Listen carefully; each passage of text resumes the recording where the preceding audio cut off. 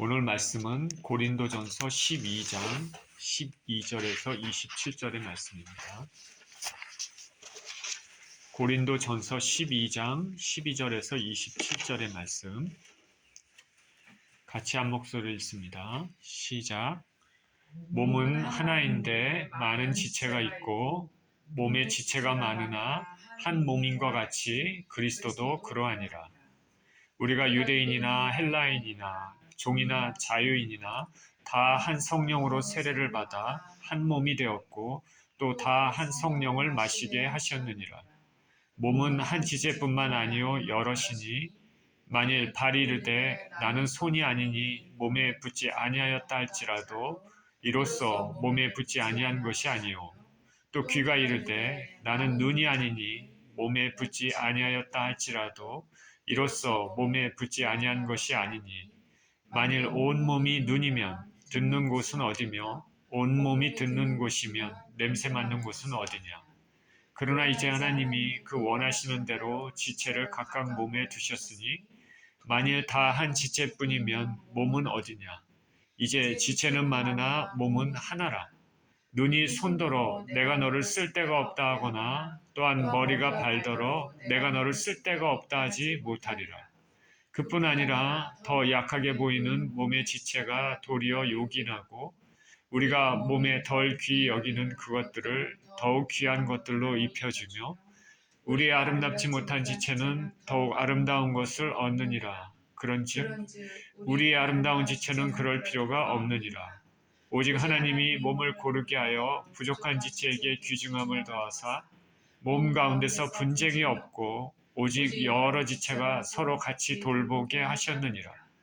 만일 한 지체가 고통을 받으면 모든 지체가 함께 고통을 받고 한 지체가 영광을 얻으면 모든 지체가 함께 즐거워하느니라.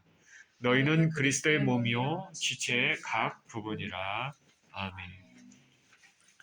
한 몸에 많은 지체라는 제목으로 말씀을 나누겠습니다. 사랑하시는 하나님, 감사를 드립니다. 교회를 사랑하시고 교회를 그리스도의 몸으로 귀하게 여기시고 아끼시는 주님, 감사를 드립니다. 우리 모두가 그리스도의 몸인 것에 감사를 드립니다. 오늘 말씀을 통하여서 하나님, 주님의 생명의 말씀 진리를 잘 깨닫고 우리 삶에 실천할 수 있도록 축복하여 주시옵소서. 감사를 드리며 우리 주 예수 그리스도 이름으로 기도합니다. 아멘.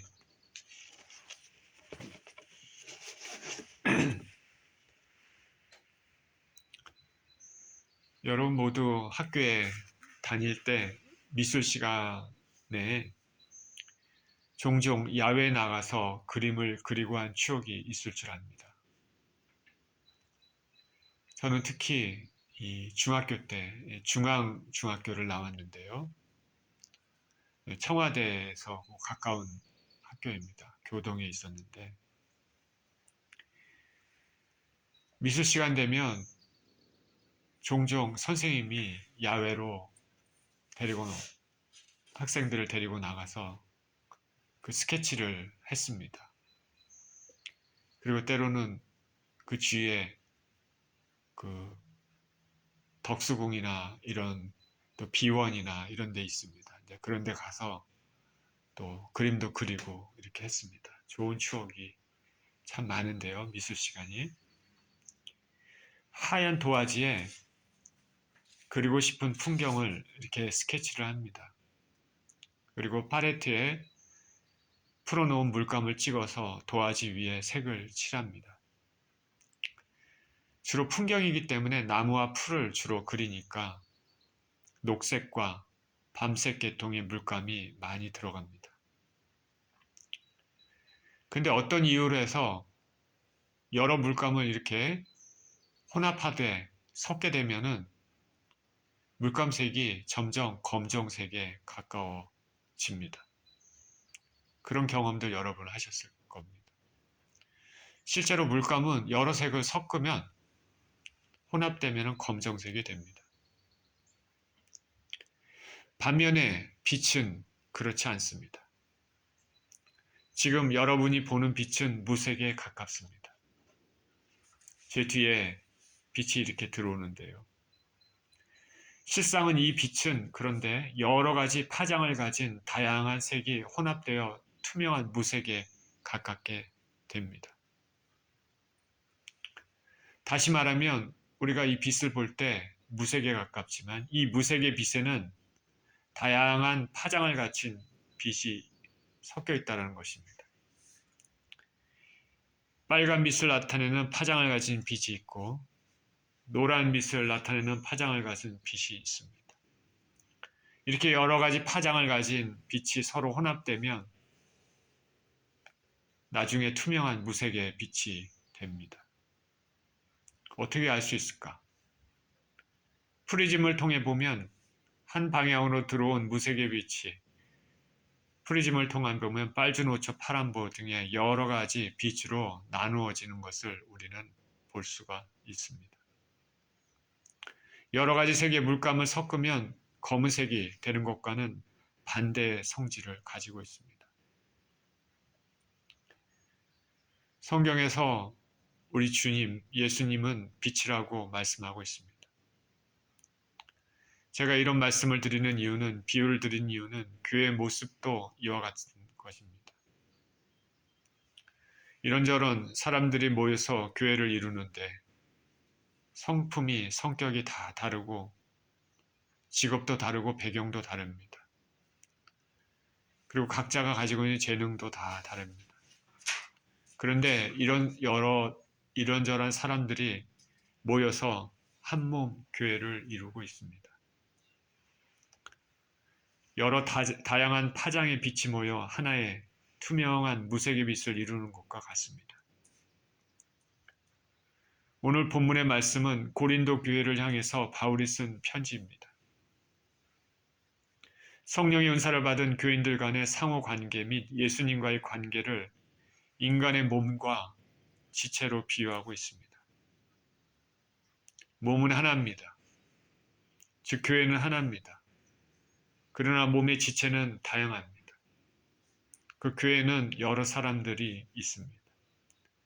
각 지체들이 자신의 고유 기능을 수행해서 몸의 전체적인 조화와 균형을 유지합니다. 마찬가지로 교회 성도들도 각자 가지고 있는 성격과 그 배경, 그리고 은사들, 지식들 다양하지만 서로 조화하고 협력해서 교회를 세우고 자라게 합니다. 한 절 한 절 살펴봅니다. 12절에 보니까 몸은 하나인데 많은 지체가 있고 몸의 지체가 많으나 한 몸인 것 같이 그리스도도 그러하니라. 몸은 하나입니다. 근데 팔, 다리, 눈, 코, 귀 등 여러 지체가 있습니다. 그리고 이런 지체가 모여서 한 몸을 이루게 됩니다. 그리스도, 즉 예수님도 마찬가지죠. 성경은 교회를 그리스도의 몸이라 말합니다. 교회는 뭐냐? 그리스도의 몸이다. 우리 여러 사람들이 모여 교회를 이루고 이것이 바로 그리스도의 몸이다 라고 말합니다. 우리 예수 주인교회 이름으로 우리가 모였는데 이게 그리스도의 몸이 되는 것입니다. 예수님의 몸이 되는 것입니다. 에베소서 1장 22절 23절에는 또 만물을 그의 발 아래 복종하게 하시고 그를 만물 위에 교회의 머리로 삼으셨느니라. 교회는 그의 몸이니 라고 이렇게 말하고 있습니다. 골로새서 1장 18절에도 그는 몸인 교회의 머리시라 라고 말합니다. 교회는 예수님의 몸입니다.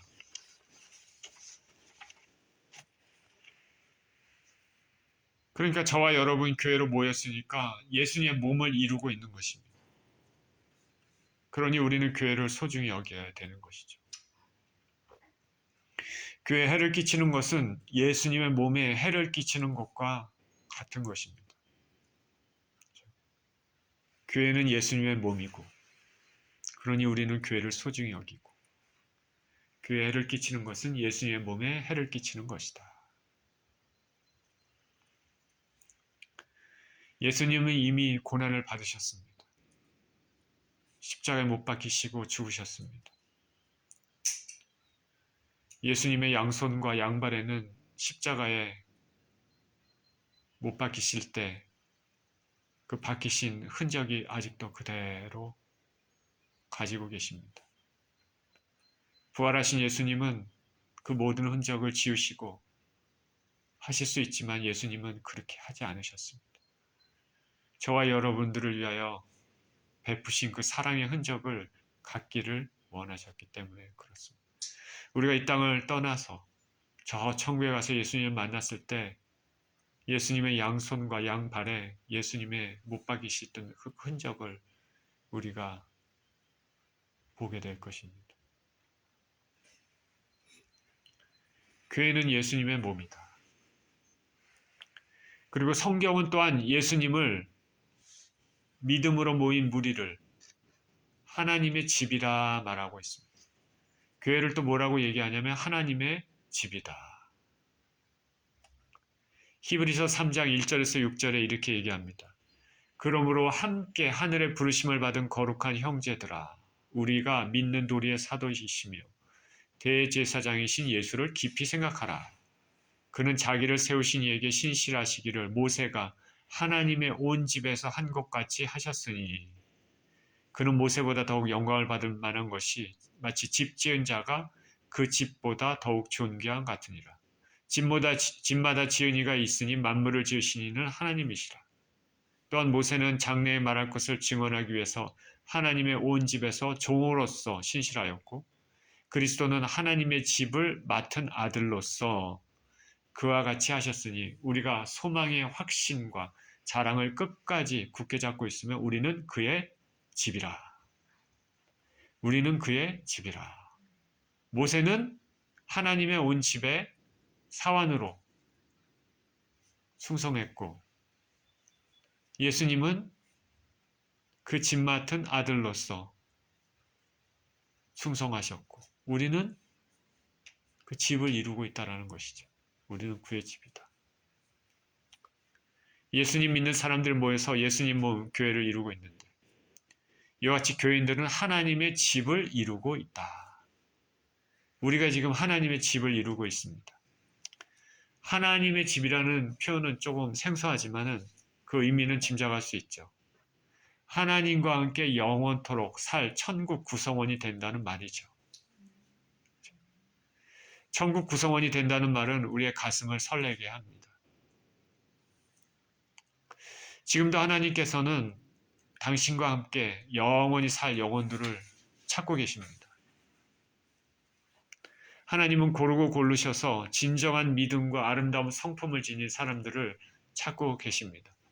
하나님 아버지는 영광의 보좌에 앉아 계시고 당신의 영원한 천국의 나라에서 우리 같이 당신의 자녀들로 삼으시고 같이 살 사람들을 영혼들을 찾고 계시고 구원시키고 계십니다. 아무나 그 하나님의 나라에 들어갈 수 있는 것이 아닙니다.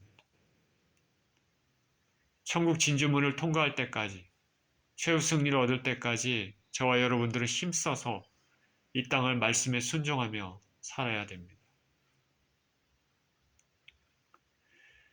우리가 이 땅에서 사랑하는 것들 많이 있습니다. 그리고 사람들과의 관계도 있습니다. 가족과의 관계도 있고 친구들과의 관계도 있고 직장 동료들과의 관계도 있습니다. 그러나 이 모든 것들은 영원하지 않다는 것을 알아야 됩니다. 우리가 이 땅을 떠나는 그 순간에는 더 이상 이 관계는 지속되지가 않습니다. 내가 사랑했던 것들, 나의 꿈들, 내가 정말 했던 모든 것들은 다 이 땅에 내려놓고 갑니다. 그러니 저와 여러분들은 영원하지 않는 것에 너무 집착하면 안 됩니다. 영원한 것에 온 마음을 쏟고 투자해야 됩니다. 자, 저와 여러분들은 영원한 것에 마음을 쏟고 투자하고 계십니까? 여러분이 사랑하는 것이 무엇일까? 돈일까? 명예일까? 사회적인 위치일까? 대접을 받는 것일까? 아니면 의리의리한 집일까? 이런 것들은 우리 마음에 기쁨을 줍니다. 그렇지만은 영원한 것은 아닙니다. 성경의 가르침은 온 우주보다도 한 영혼이 더 귀하다 말합니다. 왜냐하면 영혼은 영원한 것이기 때문에 그렇습니다. 영혼을 살 수 있기 때문에 그렇습니다. 제가 누누이 말씀을 드리지만 특히 여러분, 우리 자신과 그리고 여러분이 사랑하는 가족, 내 아들과 딸, 내 남편과 내 아내, 내 부모, 내 친족, 혹은 내 사랑하는 친구들이 특별히 천국에서 영원토록 함께할 수 있도록 애쓰고 기도하시기를 축원드립니다.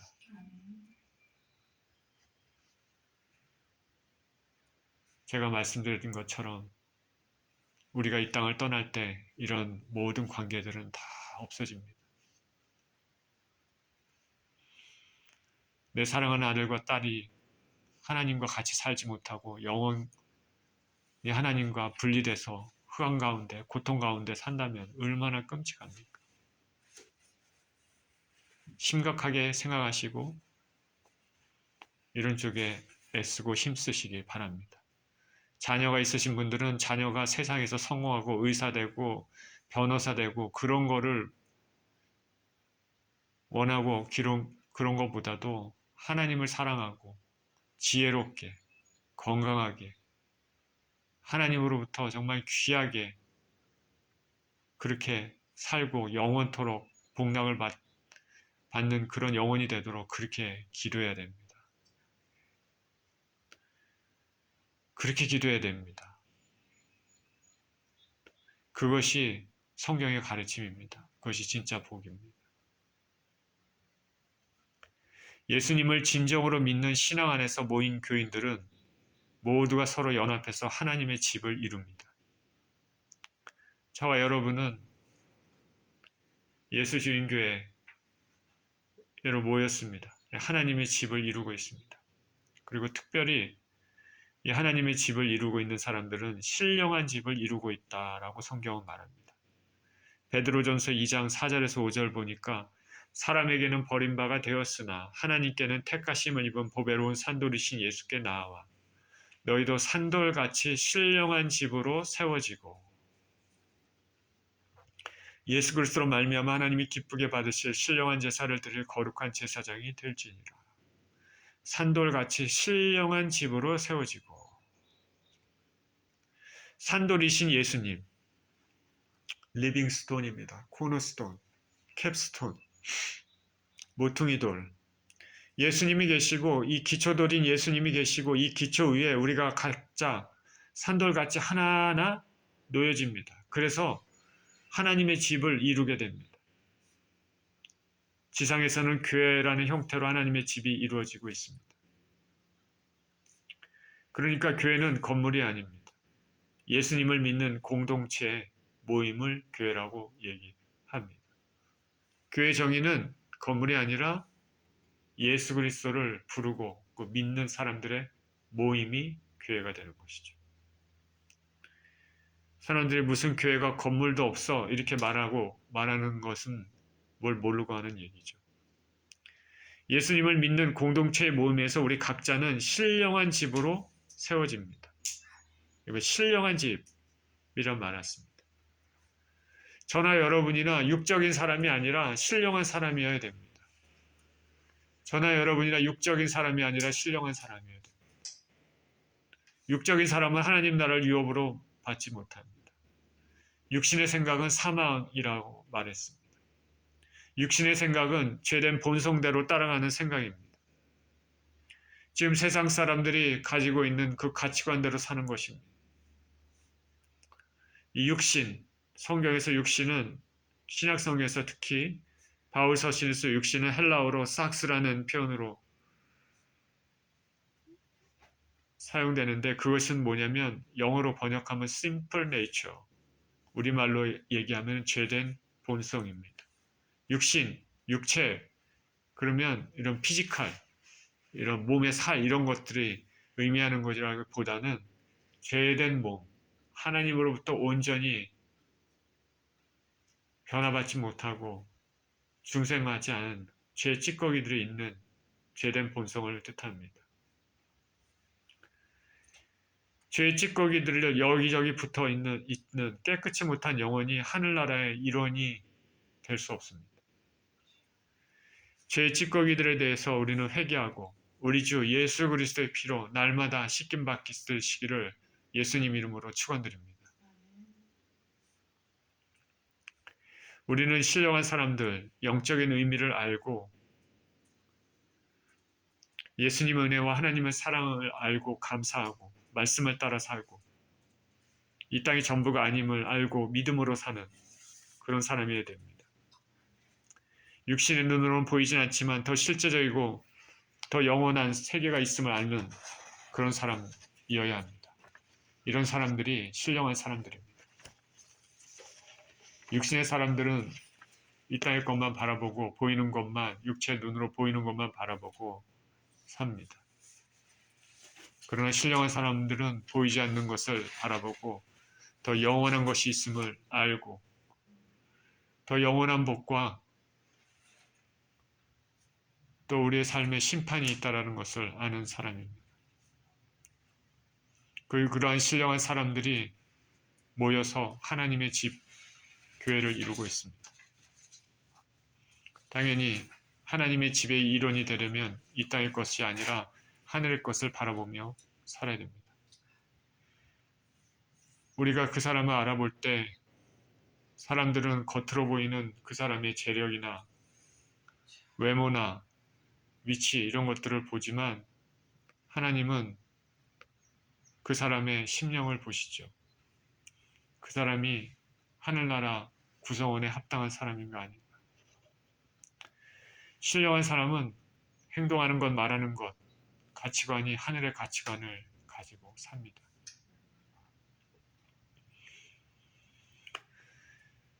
(13절입니다) 우리가 유대인이나 헬라인이나 종이나 자유인이나 다 한 성령으로 세례를 받아 한 몸이 되었고 또 다 한 성령을 마시게 하셨느니라. 그리스도의 몸, 교회의 특징은 뭐냐면 다 한 성령으로 세례를 받았다라는 것입니다. 다 한 성령을 마셨다라는 것입니다. 교회 구성원은 신분과 인종, 국가, 남녀노유와 관계없이 다 한 성령으로 세례를 받았습니다. 세례, 특히 침례를 받았던 것이죠. 침례, 베프티즘, 침례가 뭡니까? 종종 우리는 교회에서 침례하는 것을 보는데 침례는 물속에 들어갔다가 나오는 의식인데 자, 이런 의식에 의미가 있는 것이죠. 침례는 물에 들어가면서 예수님과 함께 죄에 대해 죽었다는 의미를 가지고 있고 물에서 올라오면서 예수님과 함께 그 죄의 깨끗함을 입고 승리하고 부활했다는 의미를 가지고 있습니다. 매우 중요한 의미죠. 그렇기 때문에 머리에 물만 뿌리는 그런 약식 세례보다는 침례를 받는 것이 더 온전한 의미를 가지고 있는 것이죠. 그래서 할 수만 있으면 침례 받는 게 더 의미가 있죠. 약식 세례보다는. 그리고 이런 침례 의식은 보통 의식을 시행하기 전에 침례 받는 사람에게 예수님을 믿는 믿음의 고백을 듣습니다. 이런 믿음의 고백을 교회 공동체 앞에 선언함으로써 새로운 하나님의 백성이 된다는 것을 선포합니다. 자, 여러분 침례 받으셨습니까? 모두? 이런 진정한 믿음의 고백 위에 우리가 하나님의 영적 공동체를 이루고 있는 것이죠. 하나님의 백성, 하나님의 집이 되는 것입니다. 침례는 한 성령을 통해 한 분 예수 그리스도를 믿음으로 고백하는 것이기 때문에 세상의 영이나 사단의 영이나 세상 종교의 영은 하늘나라 공동체에 발을 절대로 붙일 수 없는 것입니다. 그러면 하나의 이런 하늘나라 영적 공동체를 이룬 교회 지체들로서 우리는 서로 간에 어떻게 행해야 될까? 14절에서 17절에 이렇게 얘기합니다. 몸은 한 지체뿐만 아니요 여럿이니 만일 발이 이르되 나는 손이 아니니 몸에 붙지 아니하였다 할지라도 이로써 몸에 붙지 아니한 것이 아니요 또 귀가 이르되 나는 눈이 아니니 몸에 붙지 아니하였다 할지라도 이로써 몸에 붙지 아니한 것이 아니니 만일 온 몸이 눈이면 듣는 곳은 어디고 온 몸이 듣는 곳이면 냄새 맡는 곳은 어디냐. 자, 이 말의 의미는 명확합니다. 지체들이 각각 따로 존재하는 것이니까 서로 연합해서 돌봐야 준다. 발현한 지체가 나는 손이 아니기 때문에 몸에 붙어 있지 아니한다. 잘못된 것이죠. 또 손이라는 지체가 나는 발이 아니기 때문에 몸에 붙어 있지 않다. 잘못됐습니다. 귀라는 지체가 나는 눈이 아니기 때문에 몸에 붙어 있지 않다. 잘못됐습니다. 우리 몸은 한 군데가 아프면 온몸이 아픕니다. 그렇잖아요? 내가 손가락이 아프면 손가락만 아픕니까? 그 아픈 것이 온몸이 전체에서 느껴지는 거죠. 온몸이 다 영향을 받습니다. 서로 마음을 같이 해야 한다는 것이죠. 상대방을 서로 돌아봐서 어느 지체가 무슨 어려움이 있는지, 무슨 관심사가 있는지 서로 기도하며 격려하며 나아가야 한다는 것입니다. 지체 안에는 우리가 하나의 돌로서 하나님의 집을 이루고 있는데 각 지체가 어떤 상황인지를 알고 서로 도와주고 격려하며 나아가야 된다는 말이죠. 오늘날 주일에 많은 사람들이 예배에 참석하고 다른 사람들과 관계를 맺지 않고 가는 경우가 많습니다. 내 옆에 앉아 예배드리는 사람이 누군지도 모르고 예배를 드리는 경우도 있습니다. 당연히 관심사가 뭔지는 모릅니다.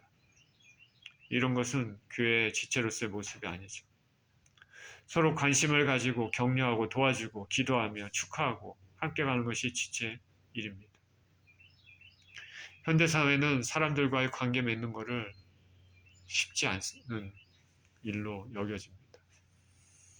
사람들이 큰 교회를 가는 이유, 규모가 큰 교회를 가는 이유가 뭡니까? 신앙생활 하는데 편하다는 것입니다. 간섭을 받지 않는다는 것입니다. 내가 무슨 헌금을 해도 사람들은 모릅니다. 그리고 나의 사생활에 대해서 사람들이 왈가왈가하는 것도 싫습니다. 그냥 내가 편할 때 가서 예배라는 형식을 가져서 앉아서 드리고 그리고 가고 싶습니다. 편하게 신앙생활합니다. 진정한 신앙생활이라고 할 수 없는 것이죠. 신앙생활은 누구를 위해서 합니까? 목적은 하나님입니다. 내가 아니죠. 구약의 광야 시대 때 하나님 앞에 제사를 드릴 때 내가 편한 대로 내 마음대로 제사 드려도 됩니까? 하나님은 절대 그것을 받지 않으시죠. 하나님은 제사를 드릴 때 성막을 세우고 지성소를 세우고 제사장들이 무슨 옷을 입어야 되는지 어떻게 제사를 드려야 되는지 아주 디테일합니다. 너무 디테일하고 때로는 이해하기 어려운 것들도 많이 있습니다. 그렇게까지 하나님께서 세세하게 하시는 이유가 뭡니까? 그 모든 거 하나하나가 의미를 가지고 있고 아무렇게나 하나님 앞에 드려서는 안 되는 것이기 때문에 그렇습니다. 우리가 잘 알다시피 아론의 아들 나답과 아비후는 자기 마음대로 제사장임에도 불구하고 자기가 마음대로 그 하나님이 원하시는 얘기하신 명하신 불이 아니라 자기 마음대로 다른 불을 들여서 결국 죽지 않았습니까?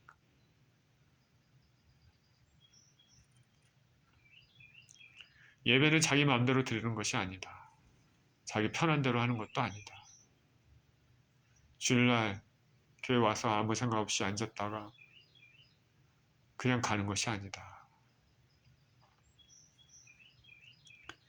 예배는 하나님과의 관계고 삶을 드리는 것이죠.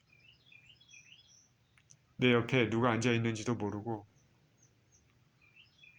기도하는 것도 하지 않고 무슨 관심사가 있는지도 모르고 그렇게 하는 것은 교회 지체로서의 모습이 아니죠. 서로 관심을 가지고 도와주고 기도하고 좋은 일이 있으면 축하하고 그렇게 하는 것이 교회의 모습이죠. 자, 저와 여러분들은 교인들을 위해서 기도합니까? 누가 아프고 어려움이 있는지 알고 계십니까? 이어지는 말씀도 동일한 메시지를 던져줍니다. 18절에 그러나 이제 하나님이 그 원하시는 대로 지체를 각각 몸에 두셨으니 만일 다 한 지체뿐이면 몸은 어디냐. 이제 지체는 많으나 몸은 하나라. 눈이 손더러 내가 너를 쓸데없다 하거나 또한 머리가 발더러 내가 너를 쓸데가 없다 하지 못하리라. 하나님이 그 원하시는 대로 지체를 각각 몸에 두셨다고 말씀하고 계십니다. 다시 말하면 한 지체 한 지체가 소중한다는 의미인데 지체 간에 서로 무시하거나 얕잡으면 안 된다.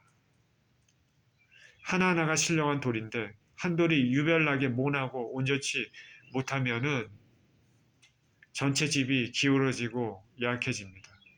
교회도 마찬가지죠. 우리가 가정에서 쟤는 아무짝에도 쓸모없어라고 말하면 그것이 얼마나 큰 상처됩니까? 믿음의 공동체 안에서 서로 상호 비방하는 말들을 하지 말아야 됩니다. 왜냐하면 하나님께서 각 지체를 두셨기 때문에 그렇습니다. 하나님 자녀들은 하나님께서 특별히 사랑하시는 존재입니다.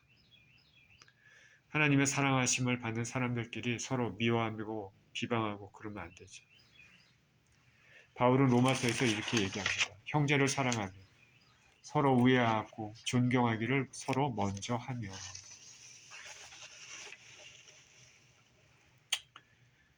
제가 말씀을 이렇게 하지만은 실상 오늘날 많은 교회에서 이런 것들이 지켜지지 않는 것을 우리가 알고 있습니다. 사실 우리가 말씀을 아는 것보다 더 중요한 것은 말씀을 실천하는 것입니다. 그것이 산 믿음이 되는 것이죠. 22절에 그뿐 아니라 더 약하게 보이는 몸의 지체가 도리어 요긴하고 우리가 몸에 덜 귀히 여기는 그것들을 더욱 귀한 것들로 입혀주며 우리의 아름답지 못한 지체는 더욱 아름다운 것을 얻느니라. 그런즉 우리의 아름다운 지체는 그럴 필요가 없느니라. 오직 하나님이 몸을 고르게 하여 부족한 지체에게 귀중함을 더하사. 교회에 경제적으로 가난하거나 육체적으로 병들거나 약하거나 사회적으로 위치가 없는 사람들, 중요하게 여겨지지 않는 사람들, 특별히 잊혀진 사람들에 대해서 더욱더 격려해주고 위해줘야 한다고 말하고 있습니다. 한 나라에서 예산을 편성할 때 어떤 경우에는 가난한 자를 위한 예산을 대폭 삭감하는 경우가 있습니다. 다른 부분에 더 많은 비용이 필요할 수 있으니까 그럴 수 있겠지만 만약 이렇게 한다 그러면 수많은 사람들이 생활의 어려움에 직면하겠죠. 국가 차원에서는 어쩔 수 없더라도 교회 내에서는 이렇게 해서는 안 되죠. 아프고 힘든 사람들, 사회적인 약자들, 잊혀지고 남겨진 사람들에 대해 소중히 여기고 대해줘야 됩니다. 요즘 한국에서는 여러분 한국 뉴스를 들으시는지 모르겠지만 한국에서는 의사들이 병원 진료를 그만두고 환자들을 방치하고 떠난다는 뉴스가 많이 나옵니다. 오늘 아침에도 그런 뉴스가 계속 나오고 시위를 하고 있습니다. 얼마 안 되는 의사들이 시위를 합니다. 의대 정원 확대에 반대하는 것을 관철시키기 위한 겁니다. 치료받아야 될 환자들은 고통이 가중되고 생명의 위험에 내몰리는 사람들도 많습니다. 의사들이 이런 행동을 하는 이유, 자신들의 수입이 줄어들까 걱정해서입니다. 환자의 생명을 살리는 고귀한 사명보다는 지금 누리고 있는 것을 절대로 포기할 수 없고 자신들만의 특권의 혜택을 잃지 않기 위해서입니다. 의사는 아름다워 여러 가지 해명을 하고 논리로 이런저런 얘기를 해도 사실은 다 궁색한 얘기입니다. 현대사회의 타락을 그대로 반영해 줍니다. 의사들을 비난할 수 있겠지만 실상 다른 많은 사람들도 이렇게 동일한 환경에 처해 있다면 지금 누리고 있는 것이 있다면 그 부나 지위를 절대 놓지 않으려고 할 가능성이 아주 많습니다. 인간 영혼이 그렇게 악합니다. 하나님을 알고 믿는다면 심판의 결과가 얼마나 무서운지 진정으로 안다면 우리들의 행동은 더욱 조심스러워야 됩니다. 예수께서 이 땅에 오셨을 때는 힘겹고 연약한 자들을 돌보시고 사랑하셨습니다. 구약에서도 고아와 과부, 타국인을 선대해줘야 한다 말했습니다. 이렇게 하는 것은 하나님께 기억이 되는 것입니다. 교회 내에서도 서로 구별하고 차별해서는 안 됩니다. 제가 신학교에서 공부할 때 서울에 잘 알려진 교회 선교사로 있었던 분과 친분을 맺은 적이 있습니다. 그분이 하루는 말을 하는데 우리 교회에서는 사회적으로 위치가 있는 사람들끼리 끼리끼리 뭉친다. 그리고 다른 사람들은 무시한다. 그런 경우를 종종 본다라고 얘기를 했습니다. 야고보서 2장에 내 형제들아 영광의 주 우리 주 예수 그리스도에 대한 믿음을 가졌으니 사람을 차별하여 대하지 말라. 그렇게 말하고 있습니다. 오늘 본문에서 사도 바울은 여기서 연약한 지체가 오히려 더 요긴하게 쓰일 수 있다고 말합니다. 남들이 관심을 가지지 않고 무시당하는 사람이 오히려 하나님의 손에 더 크게 사용될 수 있음을 알아야 합니다. 예수님 당시에 하늘나라에 빛나는 일꾼들은 왕궁에 있는 고관들이나 바리새인, 사내들인 공회의 의원들이 아닙니다. 예수님께서는 어부들과 같은 그리고 다른 평범한 사람들을 사도로 부르셨습니다.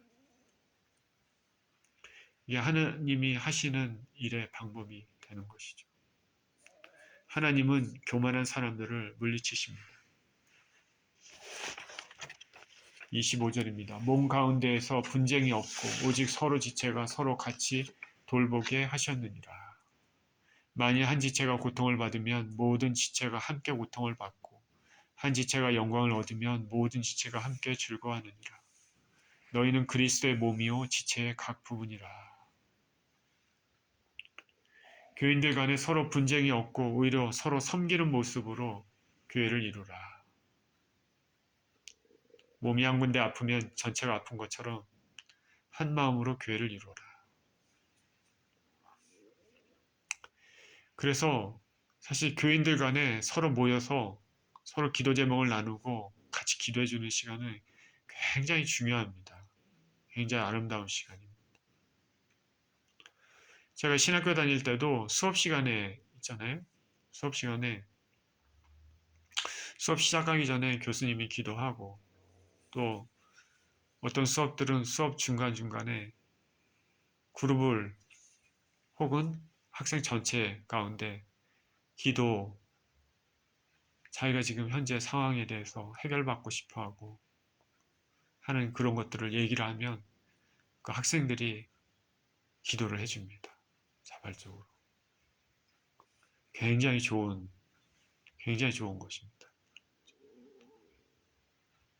서로를 위해서 기도해 주는 것. 참으로 귀한 시간이고 참으로 좋은 아름다운 그런 것입니다. 예수 이름으로 모이는 곳에는 주님이 함께 하시기 때문에 그렇습니다. 교회는 예수 그리스도의 몸입니다. 산돌이신 예수님의 기초석 위에 믿음의 사람들이 지체로서 하나하나 서로 연합해서 하나의 집을 이루게 됩니다. 교회는 하나님의 집입니다. 하나님은 우리 각자가 교회 지체로서 서로 돌아보고 섬기며 교회를 이루어 나가라고 말씀하고 계십니다. 예수님 뜻 안에서 서로 섬김으로써 아름다운 교회를 이루시는 저와 여러분 모두 되시기를 예수 그리스도 이름으로 축원드립니다. 제가 마지막으로 하나 당부하는 것이 저나 여러분들이나 내가 이런 문제가 있어서 기도가 필요하면은 얘기해 주시길 바랍니다. 그러면 주중에 우리가 기도할 수 있잖아요. 그 사람에 대해서. 하나님 앞에 그 사람에 대해 삶에 대해 어려움에 대해 하나님 앞에 올려드릴 수 있습니다. 기도의 응답과 그런 것들은 우리 소관 아닙니다. 하나님이 하시는 거죠. 그러나 우리는 우리의 상황들에 대해서 하나님 앞에 올려드릴 수 있습니다. 그래서 나의 어려움이나 나의 소망들을 또 다른 사람에게 알리시고 그러면 그 사람이 또 주중에 같이 기도하고 그러면 참 좋을 것 같습니다. 그런 인생을 사시는 우리 예수 주인교회 모두 되시기를 축원드립니다. 기도하겠습니다. 존귀하신 아버지, 감사와 찬양을 드립니다. 예수 그리스도의 기초 위에 모퉁이 돌이 되시고 기초석이 되시는 예수님 위에 돌 하나하나가 세워져서 집을 이룹니다. 그 한 개의 한 개의 돌이 한 사람 한 사람의 영혼이고 교회의 구성원입니다.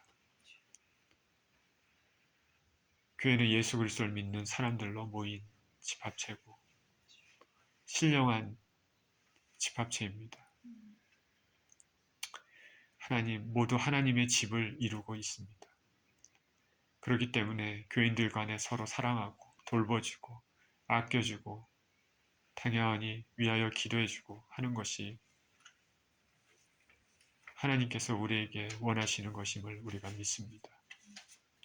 하나님 아버지, 우리가 주위를 돌아보고 교인들을 사랑하고 그들의 어려움을 생각하고 또 위하여 기도하는 그런 아름다운 공동체 될 수 있도록 축복하여 주옵소서.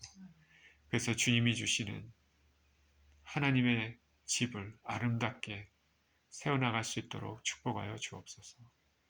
감사드리며 우리 주 예수 그리스도 이름으로 기도합니다. 아멘.